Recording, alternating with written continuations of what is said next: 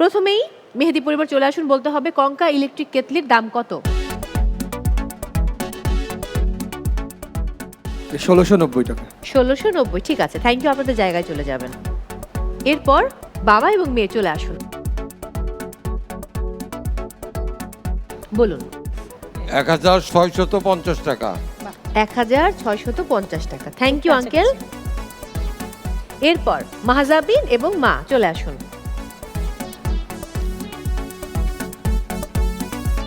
বলুন কত? 1700।